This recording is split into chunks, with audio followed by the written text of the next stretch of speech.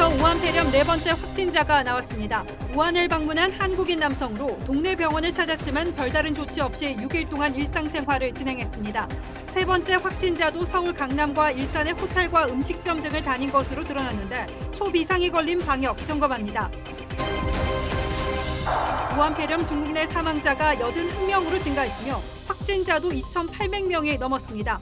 우한에선 약 500만 명이 탈출했으며 이 가운데 6천여 명이 한국에 입국한 것으로 추정됩니다. 9명의 사상자가 발생한 동해 펜션 폭발 사고 합동감식에서 가스배관 중간 밸브 부분에 마금 장치가 없었던 것으로 나타나 인재라는 지적이 나오고 있습니다. 연휴 마지막 날인 오늘 초속 25m가 넘는 강풍으로 선박이 침몰하는 등 피해가 잇따랐습니다. 안철수 전 대표가 손학규 대표에게 내일까지 거취를 결정하라고 통보했습니다. 안 전 대표는 바른미래당 비대위원장에 나설 의사를 피력했습니다.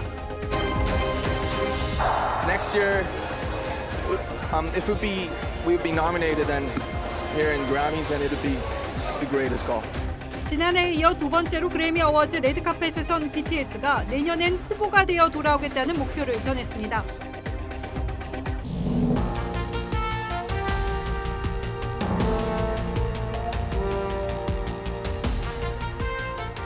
여러분 안녕하십니까? 뉴스9의 신동욱입니다. 나흘간의 설 연휴가 끝나가고 있습니다. 내내 붐볐던 고속도로도 이제는 거의 정상을 되찾았습니다. 일상으로 돌아갈 준비들 하실 텐데 걱정스러운 소식 먼저 전하겠습니다.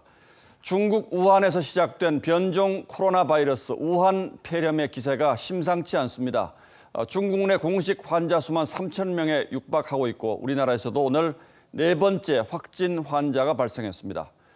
우한을 다녀온 50대 남성인데 세 번째 환자와 마찬가지로 입국 당시엔 증상이 없었던 무증상 잠복기 환자였고 입국 7일 만에 확진 판정을 받았습니다. 환자가 격리되어 있는 병원으로 먼저 가보겠습니다. 자, 조정린 기자. 네, 분당 서울대병원에 나와 있습니다. 지금 환자 상태는 어떻습니까? 네, 다행히 특이사항은 없는 것으로 확인되는데 폐렴 증상이 있어서 의료진의 치료와 집중 관찰을 받고 있습니다. 네 번째 확진자는 55살 한국인 남성입니다. 병원 측은 외래 진료객들과 이 병원 직원 등의 감염 노출이 없게끔 별도 시설에서 관리하고 있다고 밝혔습니다. 이 환자는 지난 5일부터 20일까지 우한시에 관광 목적으로 방문했습니다. 입국 당시엔 발열이나 기침 등 증상이 없어 공항 검역대를 문제없이 통과했습니다. 하지만 귀국 바로 다음 날인 21일부터 감기 증세를 보였고 평택 시내의 병원에 내원해 진료를 받았습니다.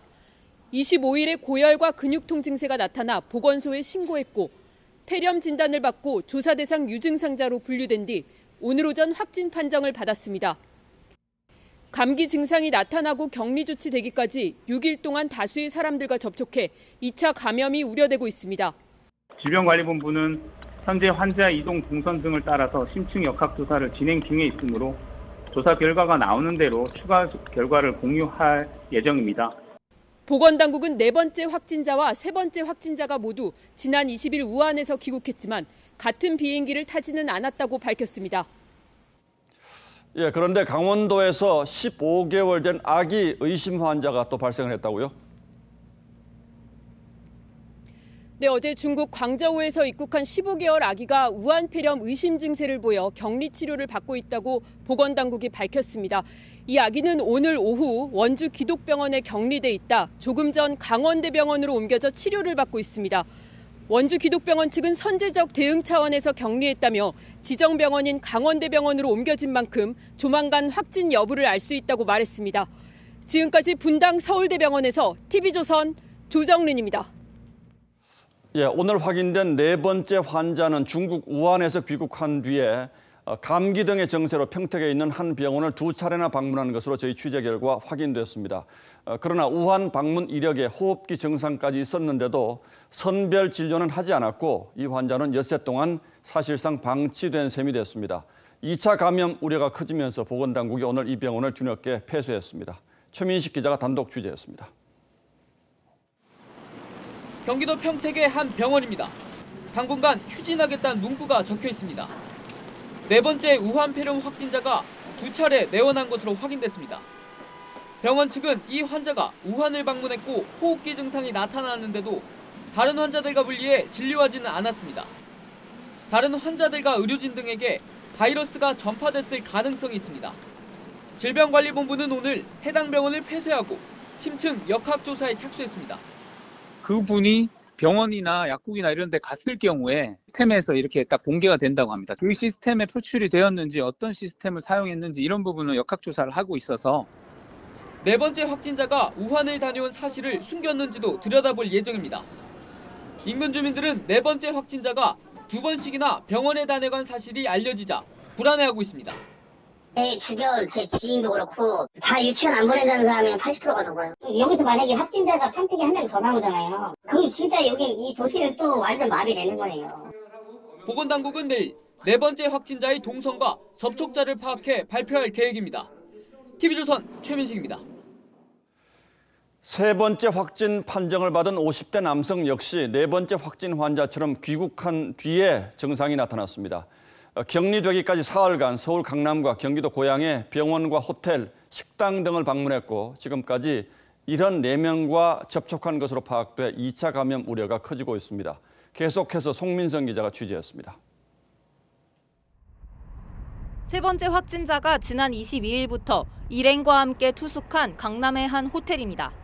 보건당국이 소독까지 모두 마쳤지만 바이러스 확산 공포는 퍼질 대로 퍼졌습니다. 저희 다음 주 이번 주 행사권도 지금 다 취소한 거라고 지금 어떻게 해야 될지 모르겠어요. 보건당국의 역학조사 결과 세 번째 확진 남성은 25일 격리 전까지 사흘간 서울 강남과 경기도 일산의 호텔과 병원, 음식점 등을 방문했고 모두 74명을 접촉한 것으로 파악됐습니다. 이 가운데 14명은 확진자와 가까이서 접촉해 보건당국이 발병 여부를 계속 관찰하고 있습니다. 설 연휴 기간이라 일부 음식점은 문을 열지 않아 밀접 접촉자 파악을 하지 못했고 방역도 못했습니다. 자주 다니는데 불안할 것 같긴 해요. 돌아다닐 때 조심할 것 같아요. 보건당국은 세 번째 확진자가 입국한 지난 20일 저녁 이후 발병 전까지 이틀간의 동선은 전파 가능성이 낮다며 공개하지 않았습니다. TV조선 송민선입니다. 우한 폐렴은 아직 예방 백신도 없고 치료약도 없습니다. 그리고 감염 경로도 또 얼마나 위험한지도 확실치가 않습니다. 그래서 공포가 더 빠른 속도로 번지고 있습니다. 환자들이 몰리는 병원도 잔뜩 긴장하고 있고 사람들이 많이 모이는 역이나 관광지를 찾는 시민들에게 이제 마스크가 필수품이 되었습니다. 성민혁 기자가 취재했습니다. 서울의 한 어린이병원. 1층 현관이 굳게 닫혀 있습니다. 우한 폐렴 확산 우려에 출입자를 통제하기 위해 작은 출입구 하나만 개방한 겁니다. 면회객도 보호자 1명으로 철저히 제한됐습니다.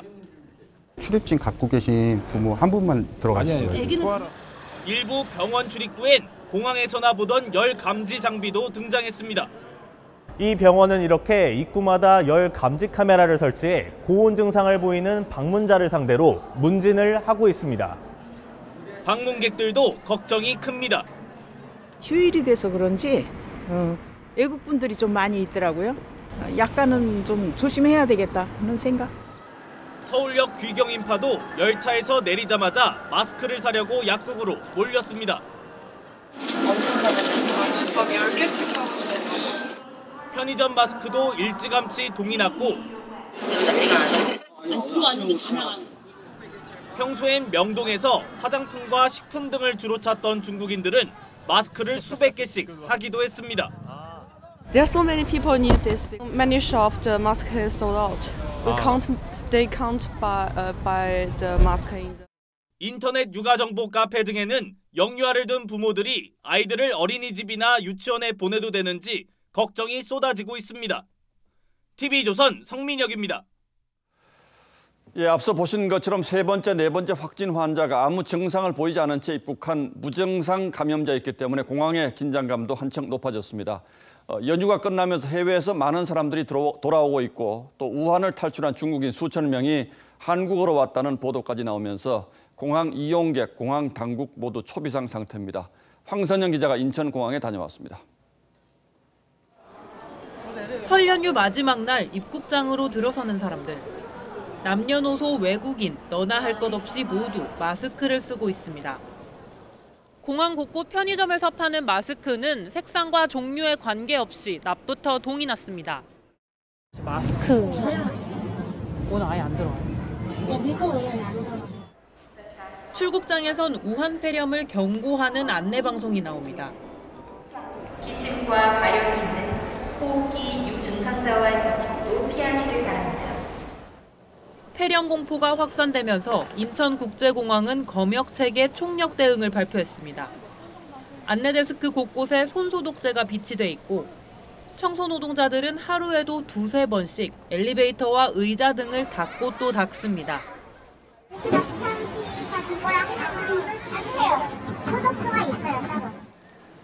하지만 이용객들은 불안감을 쉽게 떨치지 못합니다.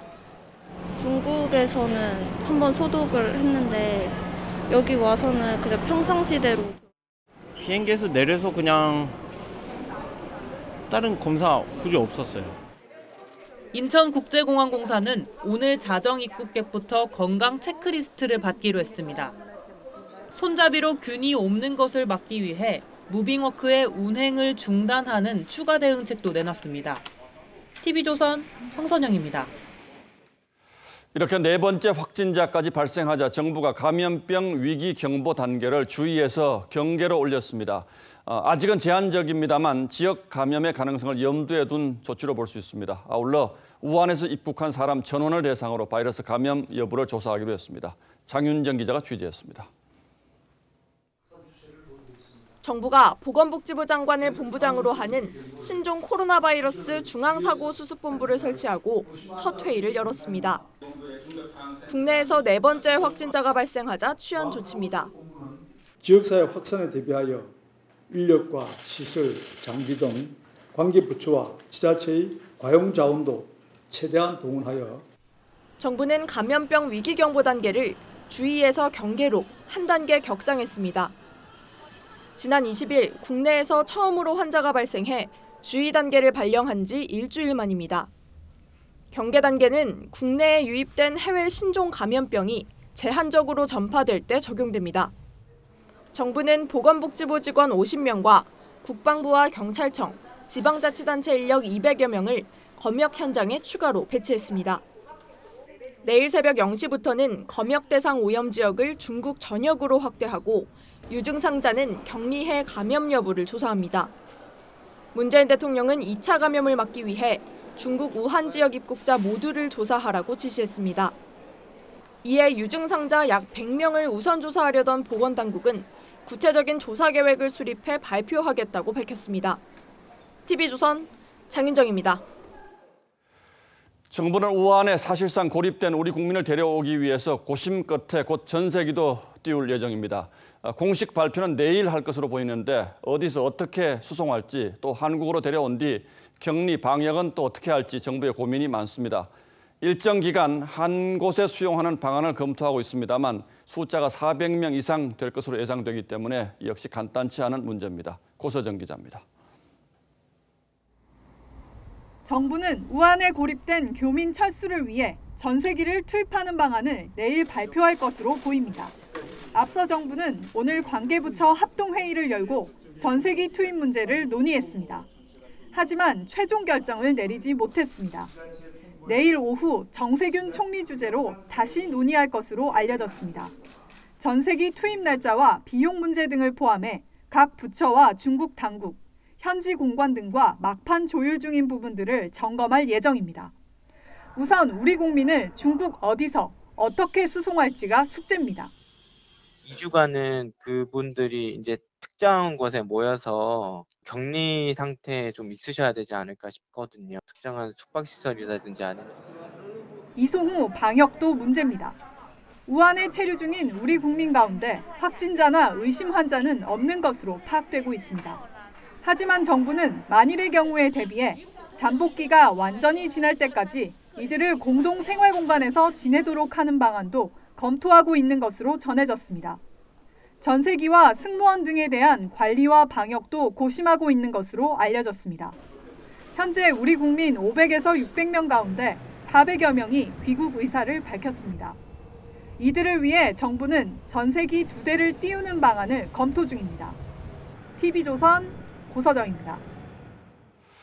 예, 이번에는 우한 폐렴과 관련한 중국 현지 소식 살펴보겠습니다. 우한뿐 아니라 베이징, 상하이 등 중국의 주요 대도시까지 환자 수가 급속히 늘면서 중국 전역이 사실상 패닉 상태에 빠졌습니다. 무엇보다 면역력이 좋은 30, 40대 젊은 환자들이 크게 늘면서 공포가 커지고 있습니다. 환자 수는 3,000명에 육박했고 확인된 사망자만 81명으로 늘었습니다. 유혜림 기자가 보도합니다. 중국 내 우한 폐렴 확진자가 2,800명을 넘어섰습니다. 사망자도 하루 새 25명이 늘어 81명이 됐습니다. 베이징에서는 9개월 된 영아가 감염됐습니다. 새로운 확진 환자 800여 명 중 80%는 30, 40대로 확인돼 전염력이 더욱 강해졌다는 우려도 나옵니다. 病毒的传播力似乎有所增强，病毒的毒性和致病力还需要有更多的临床资料，我们再加以分析。 해외 확진자는 39명으로 늘었습니다. 미국 로스앤젤레스 카운티와 애리조나에서 확진자 2명이 추가로 확인됐습니다. 4명이 확진 판정을 받은 싱가포르는 중국을 다녀온 학생과 근로자에게 잠복기를 감안해 14일간의 의무 휴가를 주기로 했습니다. 몽골은 중국과 접경지대를 폐쇄했습니다. 미국은 28일 전세기를 띄워 우한시에 있는 자국민을 귀국시킬 예정입니다. 일본, 프랑스, 호주도 전세기를 띄우기 위해 중국 정부와 협의 중입니다. We're helping them with transport out of Wuhan and Hubei province. We're exploring all opportunities to ensure. 중국 내 의심 환자만 5,800여 명에 이르는 상황에서 우한 시장은 1,000명 이상 추가 확진자가 나올 것으로 전망했습니다. TV조선 유혜림입니다. 폐렴 발원지 우한은 사실상 유령 도시로 변했습니다. 어제부터는 대중교통뿐 아니라 자가 운전까지 전면 통제되는 가운데 이미 500만 명이 우한을 탈출한 것으로 알려졌습니다. 병원마다 환자들이 아우성을 치고 있고 중국 정부의 발표와는 달리 감염자가 이미 10만 명에 이를 것이라는 해외 전문가의 분석도 있습니다. 이런 가운데 우한의 한 재래시장에서 폐렴을 일으키는 바이러스가 대거 검출됐고 중국 정부는 이에 따라 야생동물 거래를 전면 금지시켰습니다. 박소영 기자가 보도하겠습니다. 중국 정부가 신종 코로나 바이러스 확산 원인으로 지목된 야생동물 거래를 전면 금지했습니다. 당국은 우한시 환안시장에서 우한 폐렴 원인인 코로나 바이러스가 대거 검출됐다고 공식 발표했습니다. 표본 585개 중 33개에서 바이러스가 검출됐는데 이 중 21개가 환안시장에서 나왔습니다. 只有我们每一个人都能够掌握了防控知识，防控传染病的人民战争的大网就织好就织牢。 한 유명 블로거는 야생 박쥐를 먹는 모습을 SNS에 올렸다가 여론의 문매를 맞고 사과했습니다. 중국 정부는 춘제 연휴를 다음 달 2일까지로 연장했고 각급 학교 개학도 늦췄습니다. 대중교통 운행도 전면 중단했습니다. 그러나 우한에서 이미 500만 명이 빠져나갔고 그중 한국행을 택한 사람은 6,400여 명으로 추정됐습니다. 那么春节的因素或者是疫情的因素大概有将近500多万人离开了这座城市那么还有将近900万人生活在这个城市 중국 정부는 이번 주말 완공될 우한 폐렴 치료병원에 500억 원을 투자하기로 했습니다. 닐 퍼거슨 영국 보건 전문가는 현재 감염자가 10만 명에 이를 것으로 추정했습니다. TV조선 박소영입니다. 예, 네 번째 확진 환자가 나오면서 국내에서도 이 신종 코로나 바이러스가 확산되는 게 아니냐는 우려가 커지고 있습니다. 감염병 분야의 권위자이신 고려대학교 김우주 교수께서 지금 스튜디오에 나와 있습니다. 자, 어서 오십시오. 연휴 중인데 고생이 많으시군요. 예.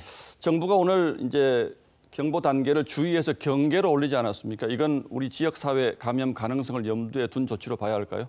예, 맞습니다. 지금 입국자 중에서 4명의 확진 환자가 있지만 각각 지역사회 증상이 있는 상태로 3일, 6일 정도 돌아다니면서 2차 접촉자 중에 환자가 생길 가능성이 있습니다. 거기에 따라서 지역사회 환자 발생을 차단하기 위해서 강화한 조치로 보입니다.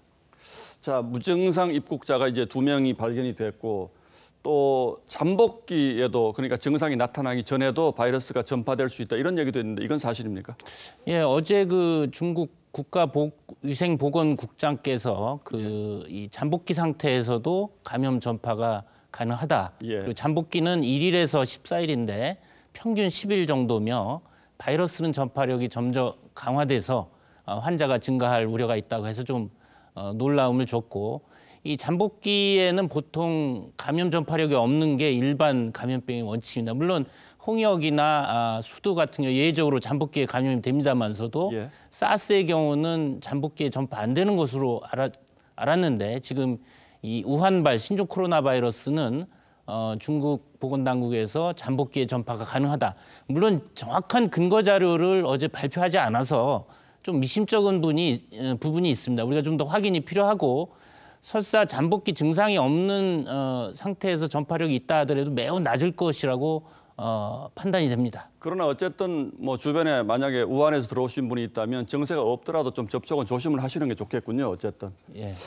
자, 그런데 세 번째, 네 번째가 이제 소위 무증상 입국자라고 그러는데 이런 경우에는 방역 당국에서 아무런 대책이 없습니까? 그러면 열이 체크가 되지 않으면? 예, 사실 충분히 그 부분을 제가 경고했던 부분인데 우리가 공항 검역할 때 열감지기로 열이 있거나 열이란 증상이 있거나 건강 상태 질문서에 본인이 열이나 호흡기 증상이 있다고 얘기하기 전에는 잠복기 상태는 아무 증상이 없거든요. 그러니까 잠복기 상태에서 무사 통과한 다음에 지역사회에서 활동하면서 증상이 발현되는 지금 세 번째, 네 번째 사례가 가급적 지역사회에서 열이나 호흡기 증상이 있을 때 빨리 신고해서 격리되는 그 윈도우 피리어드를 최단 시간 하는 것이 중요하다, 방역에. 접촉자 수를 줄이고 2차 감염자를 줄일 수 있기 때문에 그 부분이 핵심인데 아쉽게도 이번에 세 번째, 네 번째 환자를 놓쳤고 마치 5년 전 메르스 때 2015년 평택에서 벌어졌던 사건이 재현되는 게 아닌가는 기시감. 뭔가 한 번 더 봤던 걸 또 보는 것 같은 그런 느낌. 상당히 좀 두려운 상황이 된 거죠. 이미 뭐 수십 명씩 접촉을 했다고 하니까 지금 걱정을 하시는 거고요. 이제 방금 말씀하신 것처럼 저희가 메르스 때 초기 방역 실패해서 굉장히 환자가 확산된 이 기억 때문에 공포심이 더 큰 것 같은데 간단하게 이번 우한폐렴의 전파력이라든지 치사율은 뭐 어느 정도로 지금 보고 계십니까? 지금 이제 전파력 같은 경우는 메르스보다는 높고 우리가 전파력 할 때 한 명의 확진 환자가 2차 감염자 몇 명을 발생시키냐로 이제 측정을 하는데 지금 메르스 같은 경우 한 명이 최대 0.9명. 지금 신종 코로나 이 우한발은 한 명이 2명 또는 3명. 그리고 2003년 사스인 경우는 2명에서 5명을 전파시키는 걸 알려지고 있습니다. 그래서 메르스보다는 전파력이 빠르고 2003년 사스와 상당히 유사하다. 이제 치사율 측면에서는 2003년 사스는 치사율이 10%. 지금 메르스는 30 내지 40%고 현재 신종 우한 코로나 바이러스는 3% 정도입니다. 상대적으로 많이 낮은데 이거 유동적인 거고 앞으로 전개 상황을 좀 봐야 될 것 같습니다. 자, 조금 전 저희 보도도 보면 뭐 명동도 그렇고 공항도 그렇고 이제 대부분 분들이 마스크를 끼고 계시는데 좀 개인 위생으로 좀 설명을 해주시죠. 이 마스크 끼면 효과가 있습니까, 실제로? 지금 이 신종 코로나 바이러스 전파 방법은 기침 재채기로 비말로 직접 전파되거나 호흡기로 전파되고 또 주변 환경에 탁자에 바이러스 오염이 돼 있다가 좀 시차를 두고 지나가는 사람이 또 만져서 간접 접촉 전파로 전파가 됩니다. 환자가 손에 묻혔다가 뭐 다른 물체를 만졌는데 그걸 다른 사람이 만지거나 이러면 감염될 수 있는 거죠. 시차를 두고 다른 사람이 만지면 그 손으로 코나 눈을 만지게 되면은 바이러스를 접촉시키는 거죠. 그렇기 때문에 마스크만 가지고는 안 됩니다. 마스크도 착용하지만 손 씻기 자주 하시고 주변 환경 소독을 해야 됩니다. 이런 부분을 같이 병행해야지 효과가 있습니다.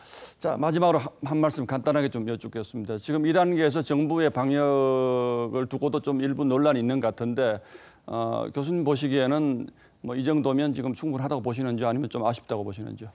오늘 뭐 이제 주의에서 경계 단계로 높여서 선제적으로 하는 것은 적극적이다라고 판단은 되는데 이제 구체적으로 경계 단계 지금 올렸을 때 지금 지역사회 전파를 차단하기 위해서 뭐 보건소에 선별 진료소를 차린다든지 또 방역요원을 경찰청이나 국방부에서 보완한다든 이런 조치는 있지만 실제 민간 의료기관으로 많이 가시거든요.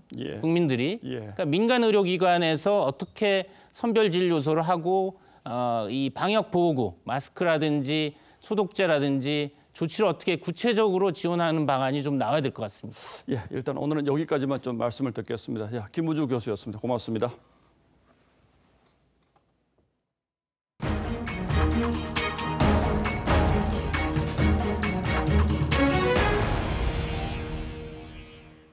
오늘 하루 꽉 막혔던 서울 방향 귀경 정체도 밤 9시를 넘어서면서 해소되고 있습니다.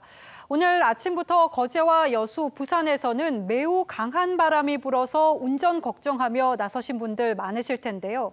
특히 부산에서는 초속 28m가 넘는 태풍급 강풍이 불어서 보도에 정박해 있던 선박 5척이 침몰하거나 침수됐고 피해가 잇따랐습니다.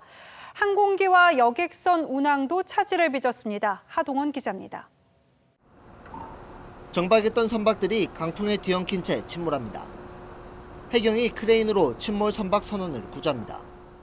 렌트까지 그거는 더 빌리지 말라고 좀 해놨는데 아무 소용없어 지금. 그것도 가야 되는데. 오늘 아침 8시 49분쯤부터 부산 청학부두에서 바지선 2척이 잇따라 강풍에 호줄이 풀려 침몰했습니다. 다른 바지선 3척도 침수됐습니다.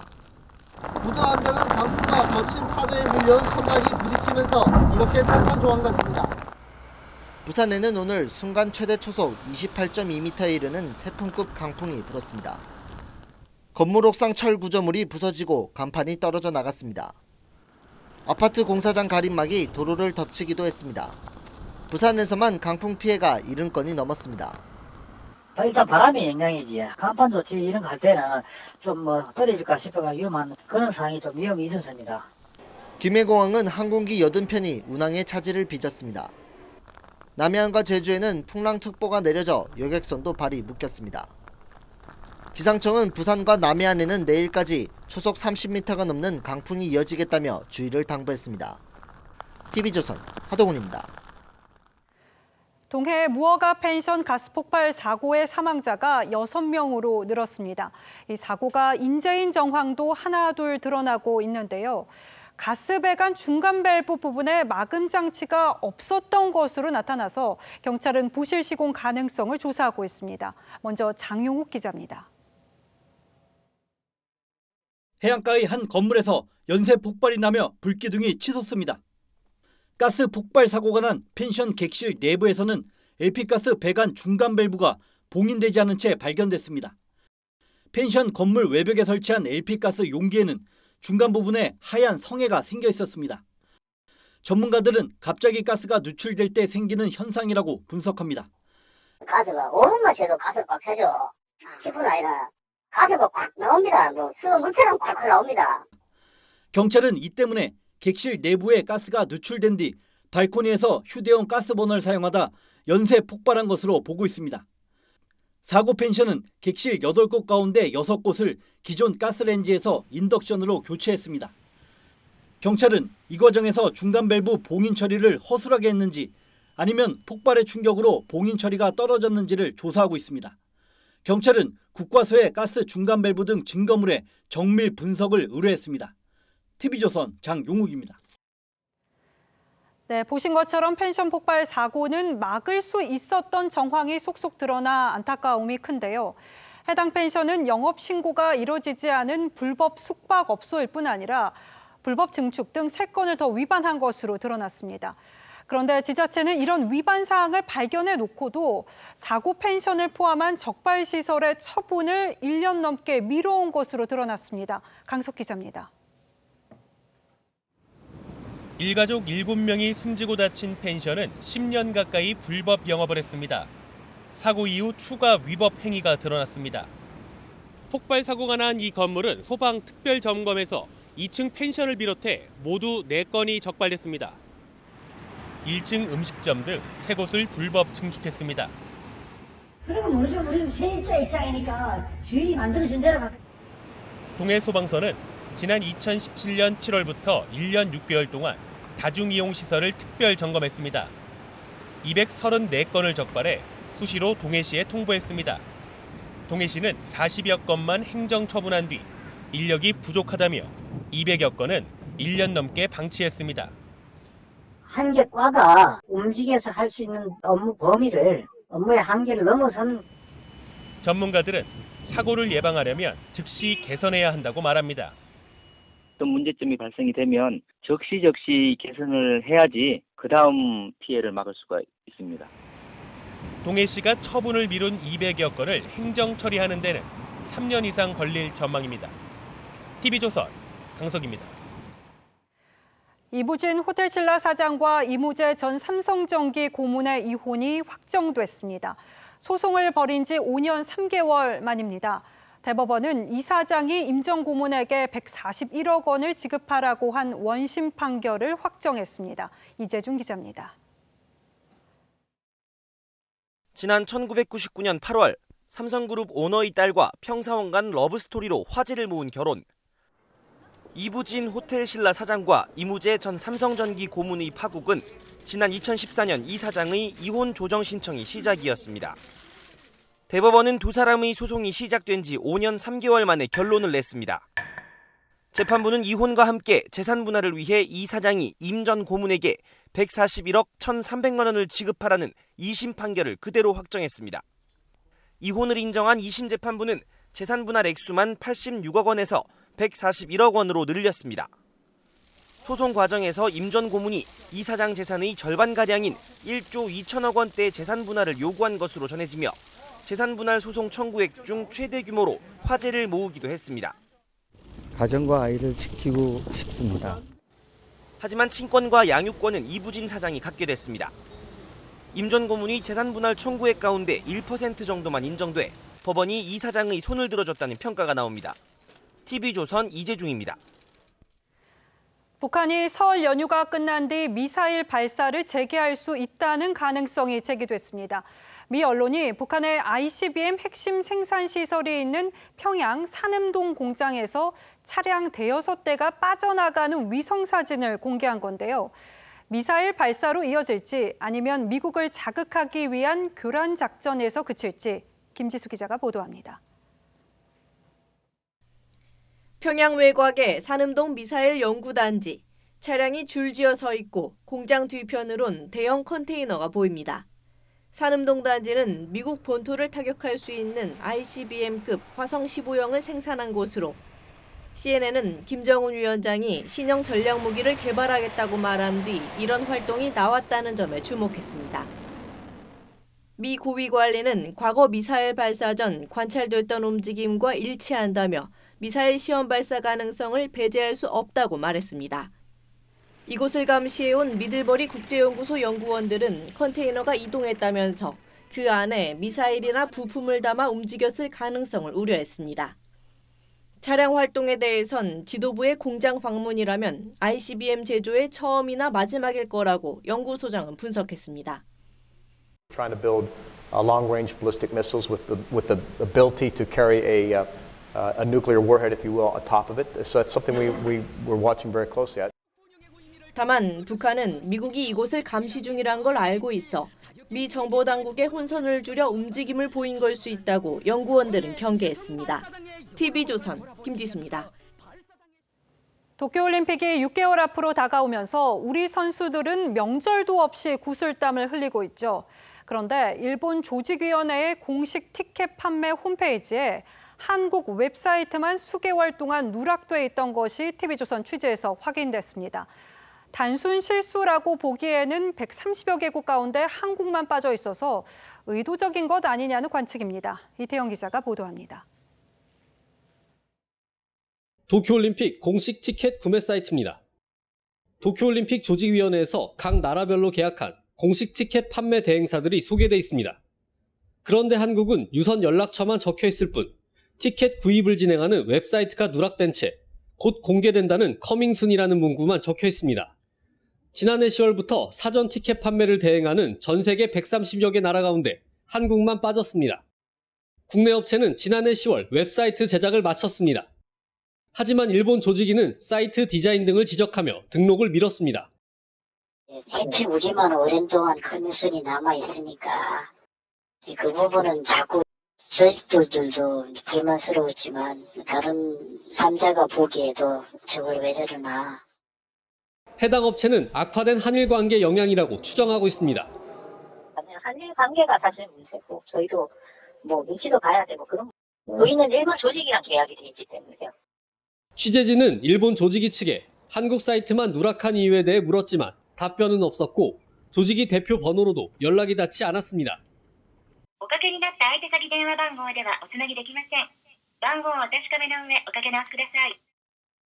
답변을 미루던 일본 조직위는 취재가 시작된 뒤인 지난 17일 한국 웹사이트를 등록했습니다. TV조선 이태용입니다. 예, 다음 뉴스입니다. 안철수 전 의원이 바른미래당 손학규 대표를 만나서 당 대표직에서 물러나라고 직접적으로 요구했습니다. 자신이 직접 비대위원장을 맡겠다면서 내일 오전까지 거취를 결정하라고도 했습니다. 손 대표는 갈등 끝에 당을 떠난 유승민계와 다를 바 없다며 부정적인 반응을 보였습니다. 이채림 기자입니다. 안철수 전 의원 귀국 후 8일 만에 이뤄진 면담. 시작은 화기애애합니다. 올가가는 준비했어요. 고맙습니다. 하지만 비공개로 전환되자 안 전 의원은 손학규 대표에게 대표직 사퇴와 이선 후퇴를 요구했습니다. 직접 비대위원장을 맡겠다면서 답변 시한도 내일 오전으로 못 박았습니다. 바로 내일 의원단 모임이 있습니다. 그래서 그 전까지 고민해 보시고 답을 주셨으면 좋겠다고 말씀드렸습니다. 손 대표는 고민해보겠다고는 했지만 부정적 입장을 나타냈습니다. 유승민께서 얘기하는 것하고 다른 게 거의 없었던 것 같아요. 왜 지도체제를 개편해야 된다는 얘기도 없었고. 바른미래당 당권파 한 의원은 사실상 일방적인 통보였다며 비대위 체제에서의 손 대표의 역할에 대한 제의도 하지 않았다. 정치 도의에 어긋난다고 비판했습니다. 당권파 의원들은 내일 오전 별도 모임을 갖고 중립적 인사가 비대위원장을 맡는 중재안을 손 대표와 안 전 의원 측에 제안할 예정입니다. 하지만 손 대표와 안 전 의원 모두 중재안에 부정적인 입장이어서 바른미래당은 다시 갈라질 가능성이 커졌습니다. TV조선 이채림입니다. 민주당은 내일부터 현역 의원 하위 20%에게 사실상의 공천 탈락을 통보할 예정입니다. 자유한국당도 공천 기준 선정을 앞두고 현역 의원들의 여론조사를 실시하기로 하는 등 여야가 본격적인 총선 채비에 들어갔습니다. 보도에 조덕현 기자입니다. 더불어민주당은 내일까지 4.15 총선 후보 공모를 마치고 현역 의원 평가를 통보합니다. 불출마자를 뺀 113명 가운데 평가 하위 20%인 22명의 의원들이 개별 통보를 받습니다. 하위 20% 의원들은 경선에서 득표율 20%를 감산하는 불이익을 받게 돼 공천 탈락 가능성이 큽니다. 부동산 투기 논란이 있는 김의겸 전 청와대 대변인과 울산시장 선거 개입 의혹에 연루된 황운하 전 울산지방경찰청장의 적격 여부도 결론냅니다. 정봉주 전 의원의 공천 문제 역시 여론을 살피고 있습니다. 이인영 원내대표는 김 전 대변인과 정 전 의원 공천에 대해 국민 눈높이와 상식에 맞게 하게 될 것이라고 했습니다. 한국당은 오늘 두 번째 공천관리위원회 회의를 열고 공천 기준을 논의했습니다. 현역 의원 절반 가까이를 거를 기준을 정하기 전에 여론조사를 하기로 했습니다. 누가 보더라도 객관적이고 합리적으로 공정하게 그렇게 해나갈 겁니다. 김 위원장은 청와대 낙하산 부대와 기득권 586 출신, 무책임, 무소신, 국론 분열주의자는 3대 민주주의 위협 세력이라며 마땅히 퇴출돼야 한다고 강조했습니다. TV조선 조혁현입니다. Maybe and next year, if we would be nominated then here in Grammys, then it would be the greatest goal. 네, 지난해에 이어서 두 번째로 그래미 어워즈 레드카펫에 선 BTS입니다. 내년엔 후보가 되어 돌아오겠다는 목표를 전했는데요. 한국 가수 최초로 그래미에서 공연한 BTS의 팬들은 환호했습니다. 백은영 기자입니다. 래퍼 릴라스X의 공연. 회전 무대가 돌아가고 리더 RM이 한마디 문을 열자 방탄소년단과 릴락스X의 합동 공연이 열립니다. 다소 짧은 출연에 아쉬움이 남을 무렵 방탄소년단은 무대 후반부 한 번 더 등장해 다른 가수들과 후렴 부분을 불렀습니다. 방탄소년단은 내년에는 수상 후보에 오르겠다며 전 세계 팬들에게 감사의 인사를 전했습니다. We have this performance in front of 50,000, 60,000. This is still amazing, and it's all about love, and it truly transcends language, races, nationalities. 방탄소년단은 지난해에는 시상자로 The Grammy goes to congratulations her. 올해는 공연자로 2년 연속 무대에 섰습니다. 이로써 방탄소년단은 빌보드 뮤직 어워드, 아메리칸 뮤직 어워드까지 미국 3대 음악 시상식에 모두 공연자로 나서며 세계 무대의 존재감을 드러냈습니다. 올해에도 방탄소년단의 세계 무대 활약은 계속됩니다. 다음 달 정규 4집 앨범을 앞두고 선공개한 곡이 93개 국가에서 아이튠즈 톱송 차트 1위에 올랐고 미국 빌보드와 함께 양대 차트로 불리는 영국 오피셜 차트에서도 46위에 등장했습니다. 방탄소년단은 LA 현지 시각 28일 CBS 인기 토크쇼에서 선공개곡인 블랙스완의 첫 무대를 선보일 예정입니다. TV조선 백은영입니다. 이상기온으로 얼음이 녹는 등 우여곡절을 거듭한 끝에 드디어 세계 4대 겨울 축제인 화천 산천어 축제가 개막했습니다. 한 달 늦은 개막에도 인산인해를 이룬 얼음 낚시터로 가보시죠. 이승훈 기자입니다.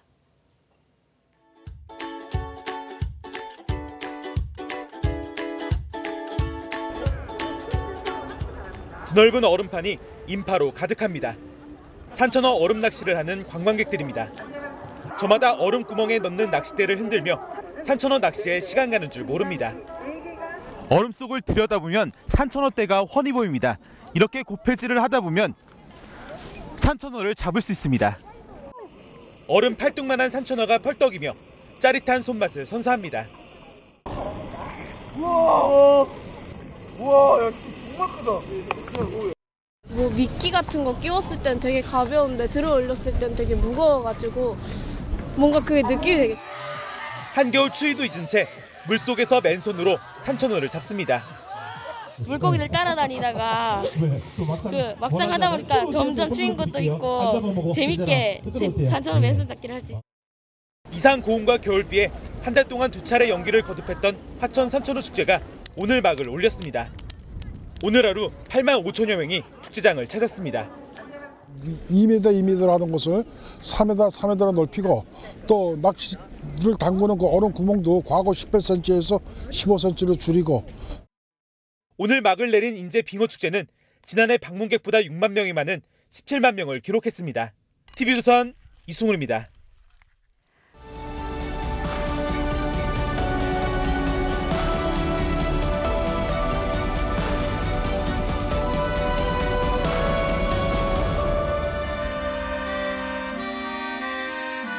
중절모 쓰고 검정 코트 입은 남자들이 하늘에서 비처럼 내려옵니다. 벨기에 화가 르네 마그리트의 겨울비를 패러디한 영상이죠. 영화 매트릭스의 한 장면 같기도 합니다. 마그리트의 이 초현실주의 작품은 날마다 잿빛 도시, 익명의 거리로 투하되는 현대인의 단조로운 일상을 말합니다. 원래 제목보다 겨울비라는 스산한 별명으로 더 잘 알려진 것도 그래서일 겁니다. 겨울비는 숨죽여 내립니다. 그렇게 하염없이 오는 비 중에 는개라는 게 있습니다. 물방울이 안개보다는 굵고 이슬비보다는 가는 비를 가리키죠. 늘어진 안개가 줄어든 순 우리말입니다. 그리고 이슬처럼 내리는 이슬비보다 굵은 것은 가랑가랑 가늘게 내리는 가랑비입니다. 그런가 하면 바람 없는 날 조용히 보슬보슬 내리면 보슬비, 조금 세게 부슬부슬 내리면 부슬비라고 합니다. 먼지잼이라는 비도 있습니다. 겨우 먼지나 일지 않을 만큼 인색하게 오는 비를 뜻하죠. 멀리 자정에 가까울수록 구겼다 다시 펼치는 은박지 소리로 겨울비 쏟아집니다. 계절의 시계가 단단히 고장났는지 때 아닌 한겨울비가 밤늦도록 전국 곳곳에 내렸습니다. 진종일 속으로 우는 소리를 냈습니다. 그렇게 추적추적 내린 비가 설 연휴 마지막 날 고향집 나서 귀가하는 그름들을 붙잡았습니다. 그래도 부모님 뵈러 가느라 뵙고 오느라 차 밀리는 길에서 고생하는 행렬이 부러운 사람들도 있습니다. 부모님 모두 떠나셔서 아예 귀성할 일이 없어졌거나 연휴에도 일손을 놓을 수 없는 사람들이죠. 서울로 도시로 역류하며 고속도로를 메웠던 행렬도 이제는 잦아들었습니다. 집으로 돌아와 잘 도착했습니다. 전화드려야 비로소 부모님은 조바심을 내려놓고 단잠에 빠지실 겁니다. 그리고 내일이면 다들 단조로운 도시의 일상으로 비오듯 그렇게 투하되겠죠. 하지만 명절과 고향과 부모는 일상을 새롭게 살아가는 힘이 됩니다. 입이 거치고 한껏 맑아진 공기 들이마시며 종종 걸음쳐 이제 다시 시작할 겁니다.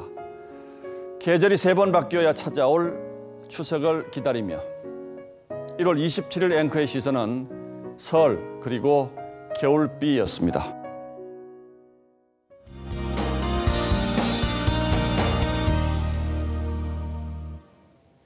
귀경길 전국에 내리는 비는 내일 낮에 대부분 그치겠습니다. 그때까지 동해안과 제주도는 최고 40에서 80mm의 많은 비가 내리겠고 서울을 비롯한 그 밖의 지역에서는 5에서 20mm가 오겠습니다. 비 자체보다는 강한 바람이 동반되는 게 더 문제입니다. 특히 해안가 안전사고에 각별히 주의하셔야겠고요. 또 기온이 낮은 곳으로는 눈이 오는 곳도 있겠습니다. 바람의 영향으로 해상에서는 물결이 거세게 일겠습니다. 배편 이용하시는 분들은 운항 정보를 잘 확인하셔야겠습니다. 내일도 추위 걱정은 없겠는데요. 서울의 한낮 기온 8도, 청주와 대전 9도, 전주와 대구는 10도를 가리키겠습니다. 강원 영동 지역은 금요일까지 눈과 비가 길게 이어지겠습니다. 날씨였습니다. 예, 1월 27일 설 연휴 마지막 날 전해드린 뉴스9은 여기서 모두 마치겠습니다. 네, 시청해주신 여러분 고맙습니다.